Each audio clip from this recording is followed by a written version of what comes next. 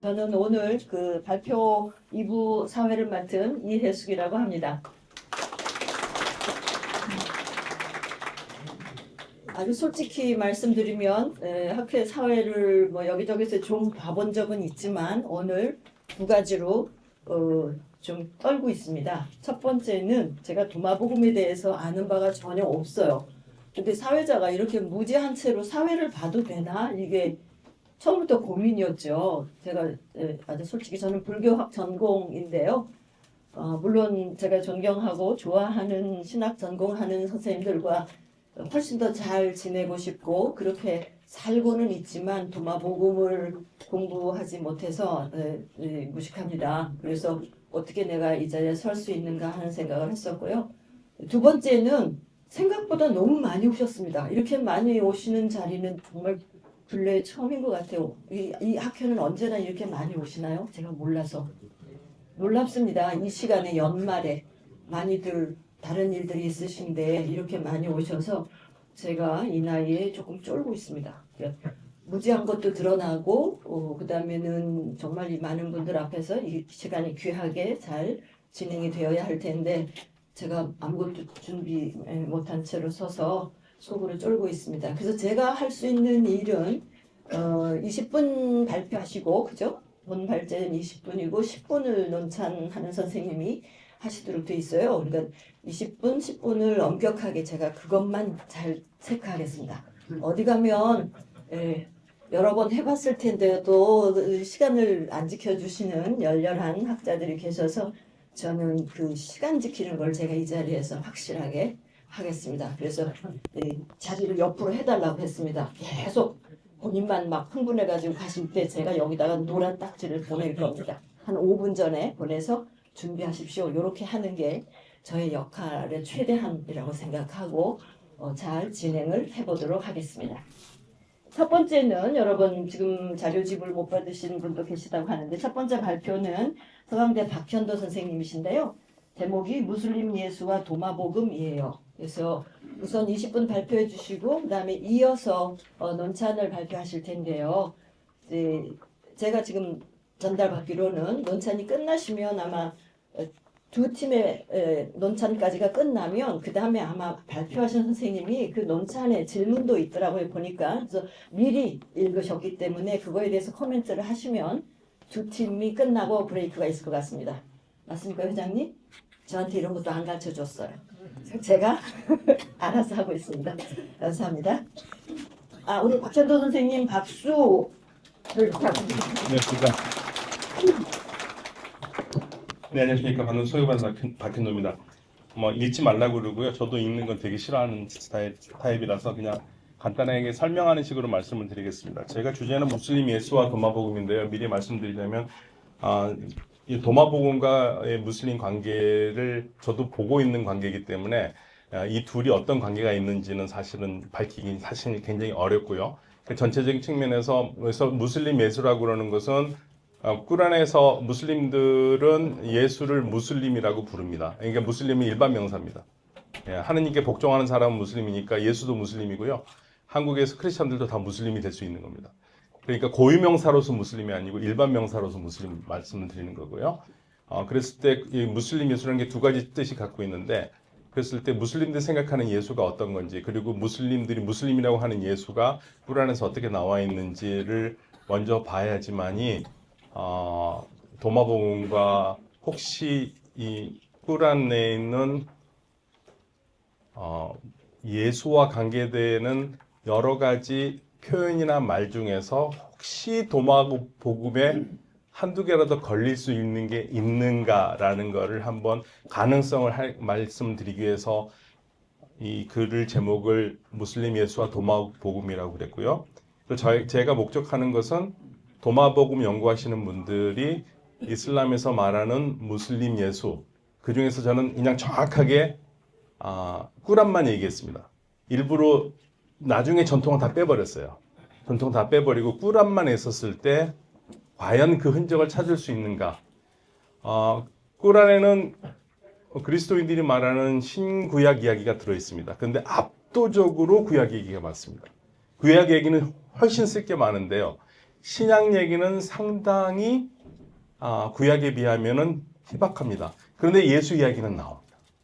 그리고 예수 이야기가 나오는데 꾸란에서 말하는 예수는 하느님 예수가 아니고 인간 예수, 예언자 예수입니다. 그래서 사실은 논찬자께서 지적을 해주셨는데 저는 도마공음에서 나온 예수를 신성이 배제된 예수라고 생각을 많이 했거든요. 왜? 스승으로서 예수니까. 예, 그런 부분에서 꾸란과 좀 비슷하다고 봤어요. 예, 꾸란에서는 지속적으로 얘기하는 게 예수는 신성이 없다.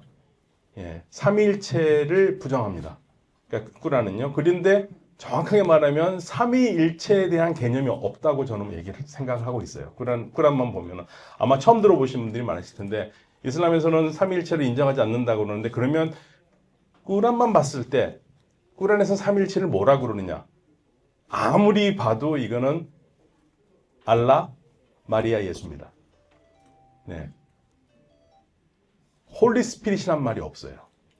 그러니까 꾸란에서 홀리 스피릿이 있긴 합니다. 루훌 꾸두스라고요. 정확하게 하면 홀리 스피릿이에요. 근데 홀리 스피릿이 그리스도께서 말하는 성령으로서의 그 성령이 아니라 예수에게 도움을 주는 하나님 알라가 예수를 돕기 위해서 홀리 스피릿을 해줬다고 그러는데 삼위일체라는 개념 속에서 본다면은 꾸란에서는 그런 얘기가 전혀 없습니다. 그런데 왜 제가 이렇게 말씀드리냐면 아마 이런 얘기 처음 들어보셨을 겁니다. 제가 이래서 무슬림들한테 욕도 많이 먹거든요. 그런데 삼위일체에서 꾸란에서는 셋을 이야기하지 말라고 그래요. 달라타, 셋을 얘기하지 말아라. 그리고 하느님 알라가 셋 중에 하나라고 얘기하지 말아라. 이 얘기만 해요. 그럼 그 셋은 뭐냐? 예, 그런데 꾸란의 5장 116절에 보면은 꾸란에서 하느님 말씀으로 예수야, 네가 너와 너의 마리아를 섬기라고 사람들한테 그렇게 얘기했느냐 이게 나오거든요. 예. 그랬더니 예수가 아유 제가 감히 그럴 수가 있겠습니까? 저는 그런 적이 없습니다. 그렇게 하셨으면 하느님께서 저를 혼내셨을 겁니다 하면서 117절에 셋을 얘기하지 말라고 그래요. 연결됩니다. 그 116절에서 마리아하고 예수를 숭배하지 말라고 그래놓고 그건 안 된다고 얘기하고 117절 바로 전에서는 셋을 얘기하지 말라고 그럽니다. 그럼 삼일체는 이건 분명히 뭐 마리아하고 예수가 들어가는 개념이거든요. 그러면서 마리아 예수가 신이 아니라는 개념으로 얘네들 밥을 먹지 않았느냐. 예, 밥을 먹었는데 어떻게 신이냐. 인간하고 똑같이 밥을 먹었는데 예를 들면은 예. 그래서 꾸란에서는 결정적으로 예수의 신성을 부인하고 예수의 신성을 부인하는 게 제대로 된 신앙이라고 합니다. 그래서 예수는 그럼 어떤 사람이냐? 예수는 기적을 행하고요. 처녀 마리아에서 태어났고요. 그리고 십자가에서 못 박혀 죽었다는 말이 없어요. 예. 그러니까 꾸란에서 유대인들이 우리가 예수를 못을 박았다고 그러는데 너희들은 못을 박지 않았고 비슷하게 생긴 사람을 못을 박았을 뿐이고 예수는 하느님께서 끌어올리셨다. 그러니까 예수가 십자가형으로 죽지 않았다 그러면 예수는 자연사를 한 거겠죠. 예, 그러니까 예수는 자연사를 한 거니까 부활은 없고요. 그런데 꾸란에 보면은 아기 예수가 나에게 하느님의 축복이 있으라 태어난 날 그리고 죽는 날 부활하는 날이 있거든요. 그 죽는 날은 그럼 어떻게 이야기할 것인가? 십자가에서 죽었느냐? 십자가에서 죽지 않았다는 얘기죠. 죽지 않았으니 하느님께서 들어올리셨고 그리고 꾸란에서는 어떻게 죽는다는 얘기는 없어요. 예. 그럼 이제 나중에 전승에서는 최후의 심판 때 예수가 온다. 예, 예수가 와서 사람들을 다스리고 꾸란에서는 예수와 함께 이슬람교에서 기다리는 마흐디 올바르게 인도된 자 하느님이 보내셔서 두 사람이 세상을 다스리다가 그리고 자연사를 하고 그 최후의 심판에 부활한다. 예. 그래서 이슬람에서는 그리스도교가 가지고 있는 많은 생각 중에서 예수의 신성, 그 부활, 십자가형 이거를 부인하고 있습니다. 그럼 예수는 어떤 예수냐? 말 그대로 위대한 예언자고요. 무함마드는 기적을 행한 적이 없습니다. 근데 무함마드는 기적을 행한 적이 없는데 예수는 기적을 행하는 예언자입니다. 대단히 다른 점이죠. 그리고 이제 한 가지 제가 그래서 좀 더 자세하게 쓰지 못했는데요. 발표문 형식이라서 나중에 보강을 해서 다시 쓰긴 할 건데요. 예수의 이름에 대해서 한번 생각을 해봐야 됩니다. 제가 여기서 메시아라고 제가 그래서 썼어요. 메시아는 정확하게 보면 아랍어의 마시흐의 번역어인데요. 그럼 메시아라는 개념이 있으면 메시아 예수라고 제가 계속 썼는데 그거는 이제 여러 독자분들이 이해하기 편하게 메시아라고 쓴 거고요. 메시아는 아랍어로 마시흐입니다. 마시흐가 메시아라는 뜻이에요. 그러면 그리스도교에서 가지고 있는 메시아라는 개념을 꾸란도 가지고 있느냐? 가지고 있지 않습니다. 예, 구원자잖아요. 메시아라는 것. 기름 부은 자로서 그리스도교에서 말하는 그렇죠. 그런데 그럼 꾸란에서는 왜 이 말을 쓰느냐? 아마도 그냥 당시 예수의 타이틀로 따라 붙었던 이름인 것 같아요. 어디에 또 메시아라는 개념에 상응할 만한 그러한 기능을 예수가 보여주는 적이 없습니다. 예. 자, 그러면 꾸란과 관계되어 있는 복음서 제가 세 가지를 똑같은 건 아닌데 아무래도 이거는 꾸란 이야기인데 혹시라도 신약 성서와 비슷한 게 있지 않을까라고 제가 뽑아본 게 세 가지 우화를 뽑았습니다. 그래서 그 발표문에 보시면 30페이지에 마테오서의 씨앗의 비유와 굉장히 비슷한 구절, 똑같진 않아요. 그리고 그냥 그렇게 마테오 비유를 읽어보고 억지로 생각하면 이게 혹시라도 관계가 있지 않는가라는 게 보이고요. 두 번째로는 루카서의 부자와 가난한 자의 비유, 예, 비슷합니다. 근데 같진 않아요. 세 번째가 마테오서의 열처녀의 비유. 이 세 가지 정도가, 그러니까 마테오와 루카서와 관계된 게 꾸란이 있다면 이게 있지 않을까. 앞으로 더 찾아봐야 되는데요. 제가 말씀드리는 거는 이런 식으로 꾸란에서 혹시 도마복음과 관계된 걸 찾아볼 수 있지 않을까라는 희망 속에서 시작을 한 거고요. 저도 도마복이라는 거를 처음 이제 손은영 교수님한테 처음 이 발표를 요청받으면서 그때부터 고민을 하면서 보고 있는 겁니다. 그러면 도마복음과 꾸란에서 비슷한 점은 딱 한 가지밖에 없습니다. 114장이에요.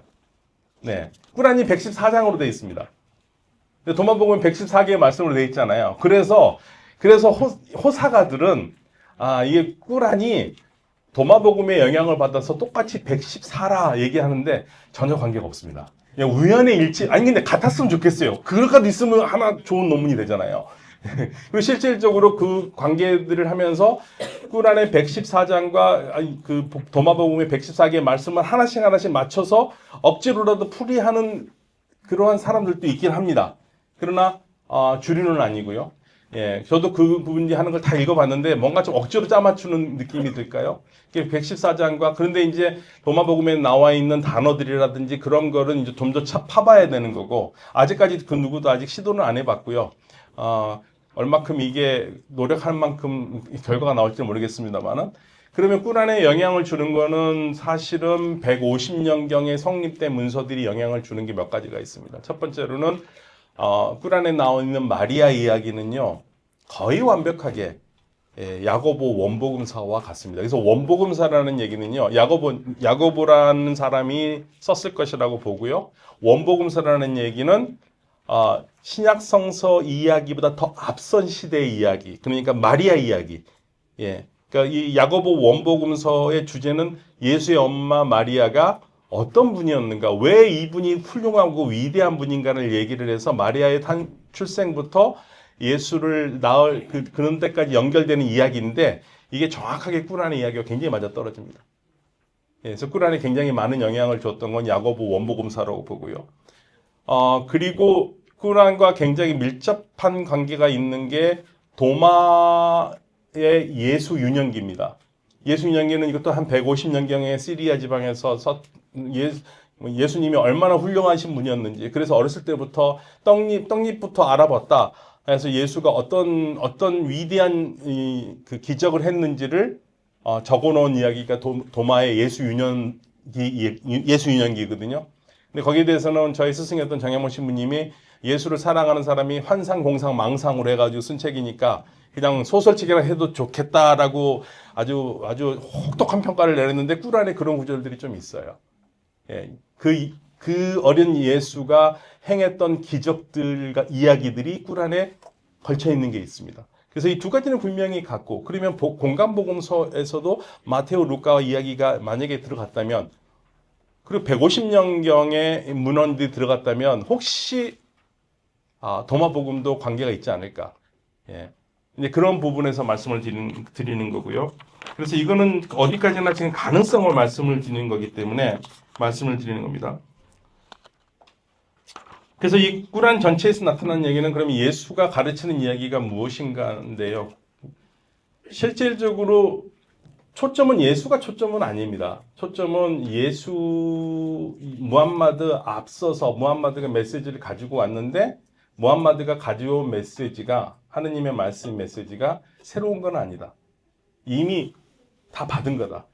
모세도 받았고 예수도 받았고 그거를 다시 무함마드가 받은 거다. 사실 이제 꾸란이 얘기하는 건 계속 그 얘기거든요. 그러니까 무함마드가 새롭게 걸출하게 뛰어나서 갑자기 튀어나온 예언자가 아니라 도도히 흘러오는 예언자의 흐름 속에서 나온 마지막 예언자다. 그러니까 시간적으로는 가장 끝에 나온 예언자고 완성면에서는 가장 완벽하게 예언자 집안을 이끄는 무슬림 전생에서 항상 얘기하는데 집을 지을 때 집을 완성하는 마지막 벽돌. 그 예언자가 무함마드라는 걸 얘기를 하는 거고 그래서 그런 부분에서 예수의 그 전승을 받아들였다는 겁니다. 그렇기 때문에 예수 이야기가 실려 있는 거고요. 모세 이야기가 실려 있는 거고 여러 예언자들 얘기가 실려 있는데 그 중에서도 가장 뛰어나게 기적을 행하는 예언자는 사실은 예수밖에 없습니다. 이게 이제 독특한 거고. 그래서 만약에 도마복음이 꾸란과 단어 같은 걸 다시 찾아봐야 됩니다만은 연결이 돼 있다면 이거는 상당히 도마복음 연구하시는 분한테는 중요하겠지만 저희같이 꾸란 연구하는 사람한테는 꾸란의 역사를 밝히는데 상당히 중요하거든요. 거기서는 단어 한두 개에서 시작하니까. 그래서 그런 부분에서 대단히 중요하다고 생각을 해요. 그런데 이렇게 되면은 사실은 이제 이 꾸란을 연구하는 사람들이 그리스도교를 많이 알아야 될 수밖에 없는 게 꾸란에 나와 있는 그리스도교의 표현들이 여러 가지가 있는데 도대체 만약에 이걸 텍스트로 본다면 무슬림들은 이런 얘기 할 수가 없습니다. 무슬림들한테 이런 얘기 할 수 없는데 왜냐하면 무슬림들한테는 이건 역사적 텍스트가 아니니까요.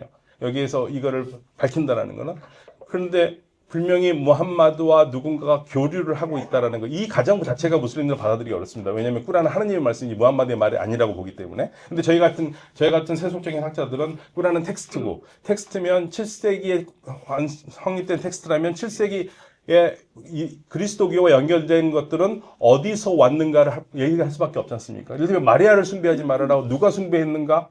저는 그 다시 찾아가야 되거든요. 마리아를 숭배하는 사람들이 있었습니다. 마리아한테 빵을 바치면서 숭배하는 사람들이 아라비아, 시리아 쪽에 있었거든요. 4세기, 5세기에. 4세기, 5세기에 있었고, 그들의 빵을 바쳤기 때문에 그리스어로 이제 빵을 꼴리리스라고 그러는데, 꼴리리스를 하는 사람들, 그래서 꼴리리디안이라고 그러는데, 그 흔적들이 꾸란에 있다는 거죠. 그러니까 마리아 숭배라는 게, 그러니까 단순히 우리가 숭배를 할 때 개신교 신자분들이 많이 천주교 신자들이 마리아 숭배한다 그 의미가 완전히 넘어서고요. 완전히 넘어서 진짜로 그 신처럼 숭배한 사람들이 그리스도들 중에서 4, 5세기에 있었고 5, 6세기에 팔레스타인에서도 있었고 그게 이제 꾸란의 흔적이 있으니까 도마복음의 예수도 그러한 식으로 이슬람에 영향을 줬을 가능성도 부정할 수가 없습니다. 그래서 저는 그래서 여기에서 도마복음과 무슬림 예수가 관계 있다라는 게 말씀을 드리는 게 아니라 가능성은 있다라는 거죠. 가능성을 얘기하는 거고 끝으로 시간이 됐으면 했습니다만은 예수의 이름 자체도 그렇습니다. 예수의 이름이 아랍어로는 에이사거든요. 에이사인데 우리가 보통 예수의 이름은 어느 언어든지 비슷하게 예수하고 굉장히 가까운 발음이 돼요. 예슈와 현대 아랍어에서는 야수라고 그러고 야수 야수 같은데 꾸란에서는 에이사입니다. 에이사. 지금도 크리스천들은 예수를 예사라고 불러요. 아랍어에서는. 근데 이제 그거를 좀 바꾸자고 해서 야수라고 부르는데, 그럼 예사라는 말이 어디서 왔느냐? 이거는 사실은, 예수하고 아무 발음상 상관이 없고요. 그래서 그동안 가깝게 생각했던 것 중에 하나가 예수가 썼던 아람어를 쓰던 사람들은 지금도 이 사람들은 예수를 에이쇼라고 불렀거든요. 에이쇼니까 에이쇼 이게 연결돼 있어서 그동안에 우리가 시리아에서 넘어왔을 것이라고 봤는데 최근에 고고학을 발견을 해보니까 요르단 이쪽 광야 쪽에서 이 바위에 쓰인 글자들을 해독을 했는데 거기에 이사라는 발음이 똑같이 나옵니다. 그러니까 4세기, 5세기쯤에 아랍의 크리스찬들은 이 언어를 예수를 갖다 썼는데 그럼 왜 발음이 바뀌었는가 했었을 때 이 발음은 이 사람들이 원래 아랍 쪽에서 그 굉장히 자신들이 따르던 신이 인간을 구원한다는 신이 있는데 이 신의 이름이 이사하고 거의 같았고 그러니까 크리스찬이 된 사람들이 예수의 이름을 자기네들이 쓰고 있었던 신의 이름과 가깝게 써서 이사라고 불렀을 것이다라는 게 하나의 추측이에요. 요즘 저는 굉장히 그게 나름대로 근거가 있는 추측이라고 생각하는데 이런 것처럼 지금 정경이라든지 정전에서는 있지는 않지만 도마복음처럼 숨겨져 있던 책이나 이런 책들이 혹시라도 이집트 쪽이나 이런 쪽으로 해서 아랍 쪽으로까지 연결됐었다라면 어쩌면 비슷한 이야기들이 있을 수 있을까 하고 저도 이제 뭐 도마복음 원전을 읽을 수는 없으니까 번역본을 쭉 보기는 했습니다만은 신중히 가는 것들은 좀 있어요. 그런데 이제 제가 원전을 하지 않고 번역본을 봤기 때문에 영어 번역본을 봤기 때문에 이게 원전을 볼 능력이 되면 좋겠습니다만은 그래서 그런 부분에서 혹시라도 꾸란과 관계되어 있을 수도 있다라는 그러한 작은 신락 같은 그러니까 우리가 학문이라는 게 항상 그 신락 같은 단어 하나에서 모든 게 무너지고 연결되니까요. 그런 면에서 관계가 있지 않을까라고 생각을 한번 해봅니다. 시간이 다 됐죠. 네, 5분 남았습니다. 네, 혼날까 봐요. 굉장히 열심히 뛰었습니다. 자, 그래서 제가 급하게 하느라고 좀 말씀을 못 드리는 것 중에서 말씀을 드리면, 그러면 현대 이슬람 세계에서는 도마복음을 어떻게 받아들이느냐? 두 가지 흐름이 있습니다. 이건 말도 안 되는 소리다.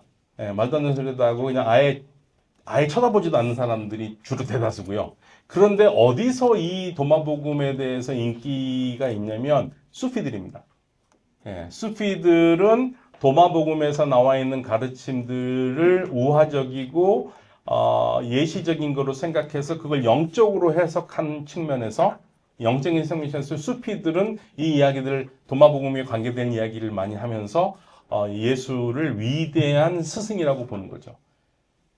그런데 만약에 도마복음이 영지주의의 작품이라고 한다면 영지주의에 관계 있다면은 꾸란에서 영지주의와 가장 관련이 되어 있는 게 아까 말씀드렸던 예수의 십자가형 부정입니다. 예수의 십자가형을 왜 부정했는가? 두 가지 이유가 있을 수 있습니다. 첫 번째로는 당시에 무함마드하고 대립하고 있었던 유대인들이 우리가 예수를 죽였어 이 얘기를 했었을 때 무함마드가 차마 이건 받아들일 수 없다. 어떻게 인간이 예언자를 죽이느냐 그런 면에서 부정했을 것이다라고 보는 학자들이 있는가 하면은요.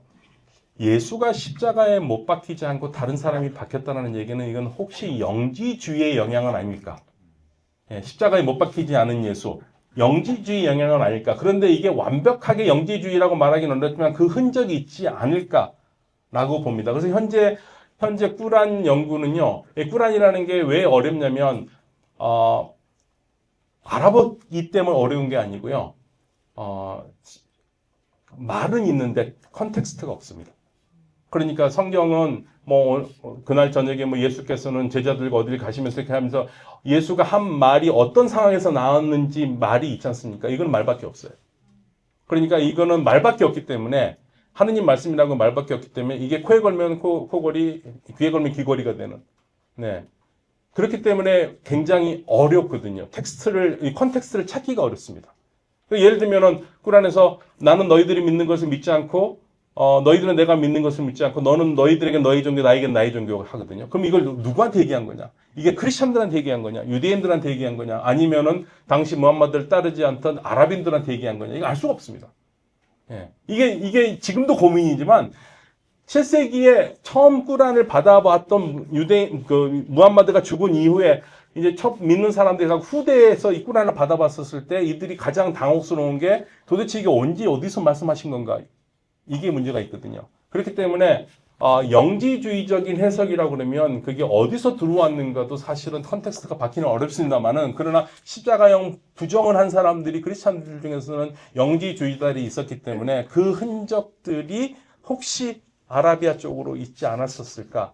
그러니까 여러 가지 가능성을 우리가 살펴보면서 꾸란을 이야기를 할 수밖에 없고요. 그런 면에서 만약에 도마복음 연구하시는 분들이 꾸란을 살펴보신다면 오히려 더 잘 보실 수 있지 않을까 생각을 하고요. 그래서 저는 미지의 세계라고 생각하시지만 꾸란 연구를 한번 해보셨으면 좋겠다.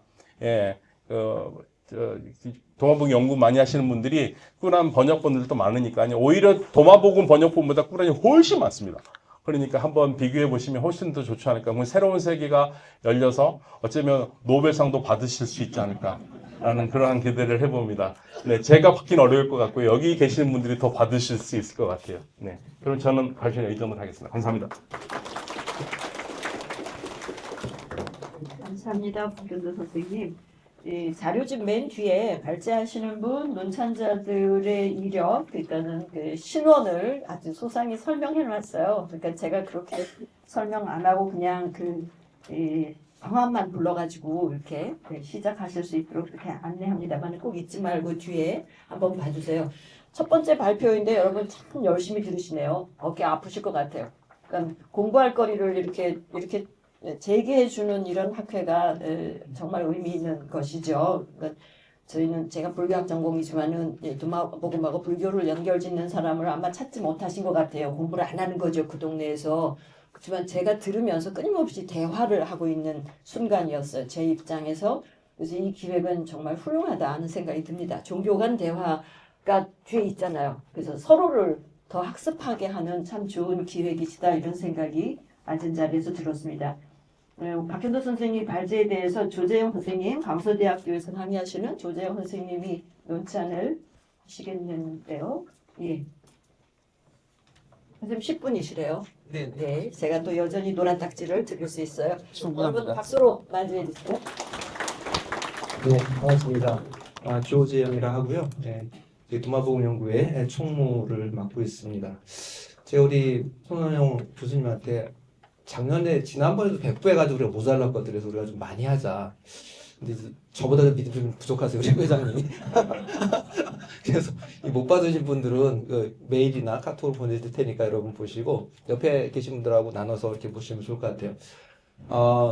저도 이제 사실은 미국에서 잠깐 그 이슬람 잠깐 공부했고 이슬람에 대해서 잘 모르는 입장입니다. 근데 이제 이번 기회를 통해서 꾸란에 나타난 예수님을 좀 공부할 수 있어서 참 좋은 것 같아요. 우리가 기독교를 어떻게 잘 알려면 타종교의 눈으로 한번 바라보는 것도 굉장히 중요하다고 생각을 하고요. 우리 기독교인들은 사실 이슬람보다 유대교에 훨씬 친화적입니다. 그래서 우리가 그 태극기 부대 가면은 제가 좀 이해가 안 가는 게 미국 성조기는 내가 이해를 하겠는데 이스라엘 국기 들고 나오는 거 이게 뭔지 도대체. 그 극우 기독교인들이 굉장히 이스라엘에 대해서 친화적인데 사실 유대교에서는 예수를 굉장히 뭐 어떻게 심하게 보면 사기꾼 뭐 아니면 또 이렇게 뭐 가짜 뭐 이렇게 그 메시아 뭐 이렇게 물론 랍비라고 얘기하지만 뭐 좀 이렇게 약간 이게 그러니까 유대교에서는 구약은 열심히 하죠. 신약은 뭐 안 보잖아요. 반면에 이제 이슬람은 유대교보다 훨씬 친화적이에요. 우리 그 기독교나 예수에 대해서. 심지어는 꾸란에 예수님 이야기가 또 많이 나오잖아요.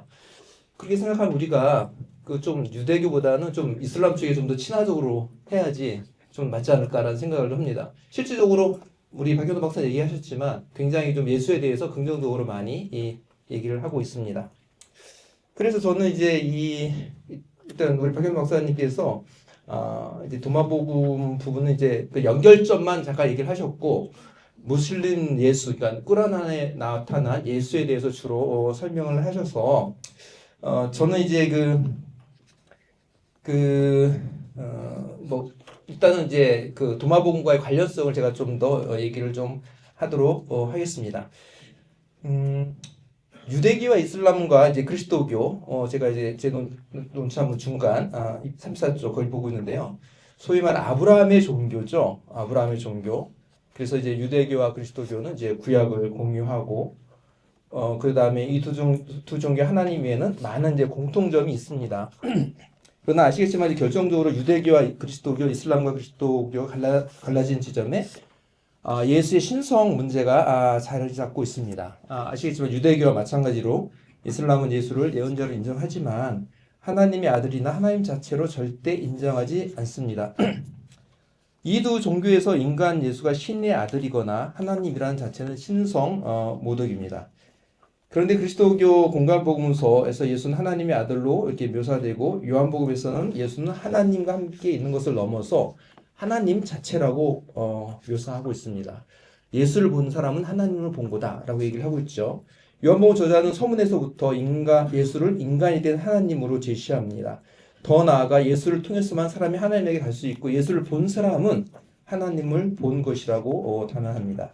이러한 과감한 선언은 복음서나 바울 서신에서 강조하는 예수의 신성을 넘어서는 과감한 주장이죠. 복음서에서 예수는 메시아하고 하나님의 아들까지는 나오고 있지만, 그러니까 이제 공관복음서에서 요한복음서처럼 이제 하나님 자체라고는 얘기를 하고 있지 않습니다. 꾸란에서는 예수는 인성만 묘사되고 있으므로 복음서에 묘사한 예수의 인성과 비슷한 점이 있습니다. 또 예수의 비유나 기적, 동정의 탄생에 관해서도 두 경전이 공통점이 있습니다.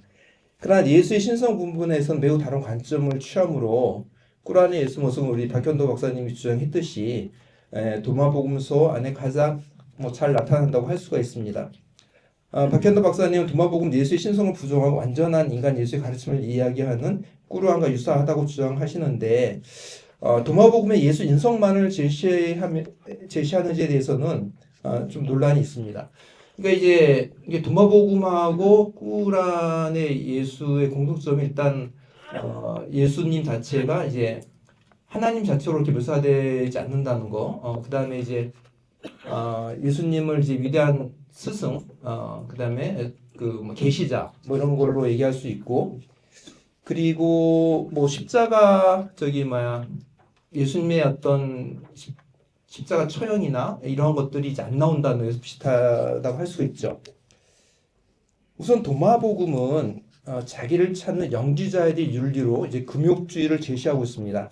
즉 영적인 모나드로부터 방출된 인간의 영혼은 이 땅에서 훈련받고 성숙의 과정을 거쳐 다시 모나드로 돌아가야 하기 때문에 그 훈련을 이제 금욕주의로 발전시켰습니다. 그래서 도마복음은 정경복음서에 나온 예수의 비유와 기적, 순환과 십자가 처형과 부활에 관한 이야기가 나오지 않고 예수가 전달한 비밀 가르침만 나옵니다.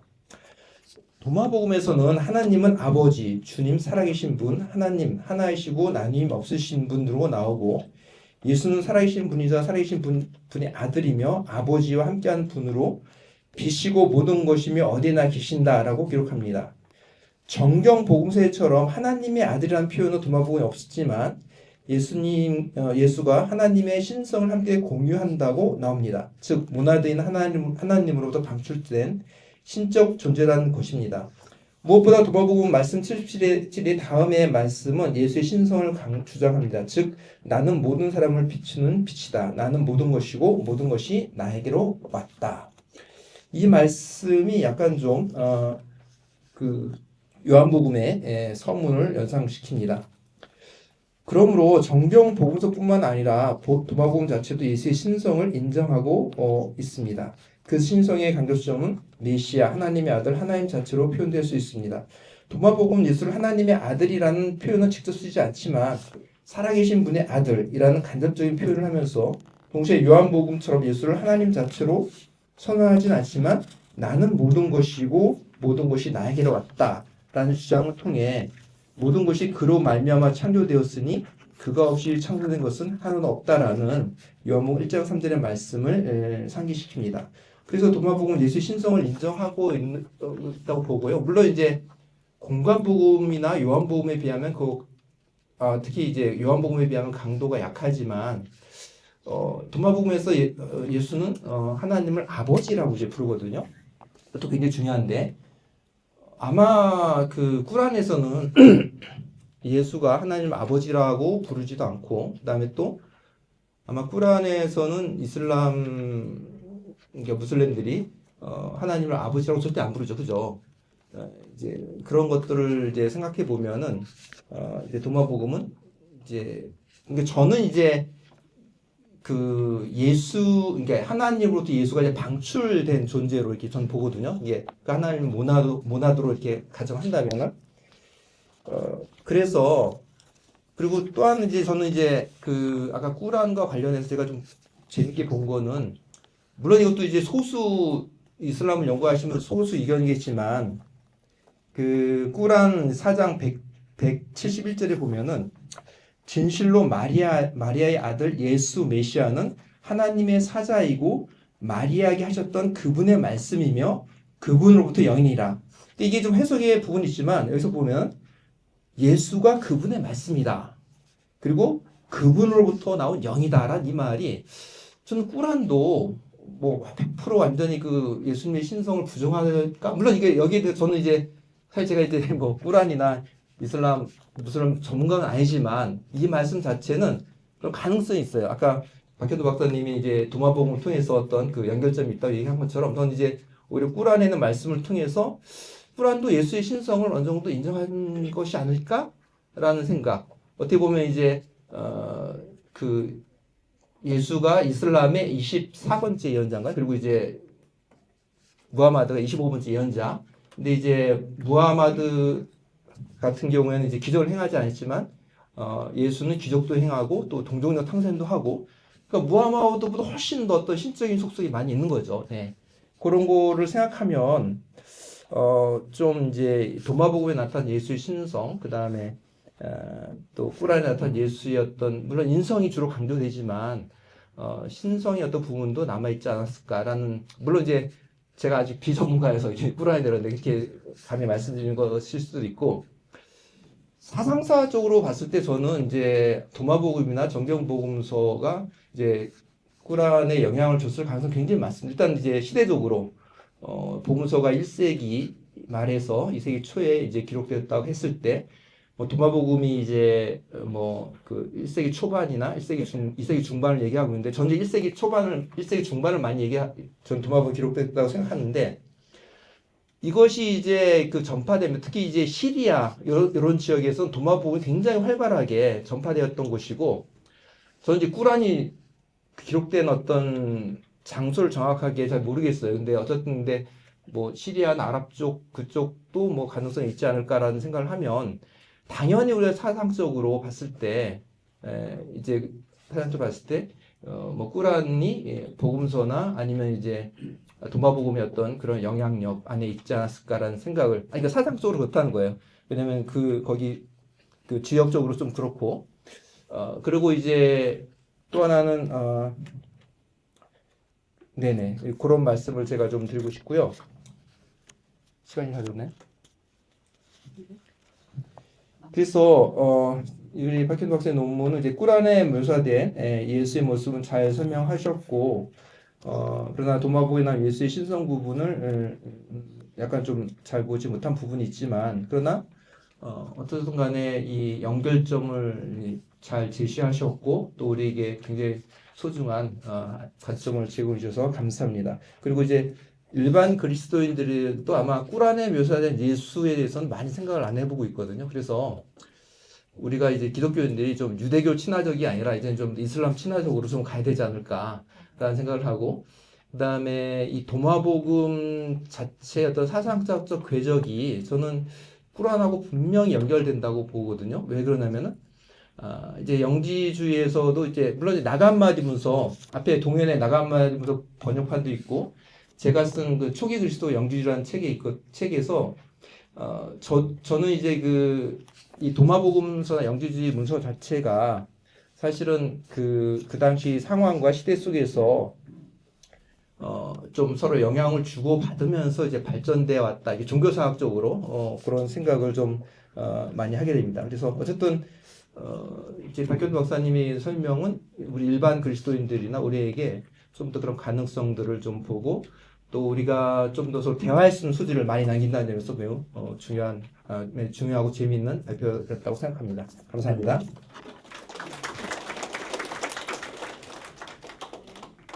조재현 선생님 조금 오버했지만 제가 너무 심취해서 듣느라고 정말 열심히 이 자료집 받고서부터 지금까지 계속 공부 중이에요. 제가 보기와 다르게 열심히 공부하고 있는데 재밌어요. 이렇게 여러분들 이렇게 재밌나요? 재밌죠? 학회가 재밌어요. 이렇게 원래 이건 솔직한 신조.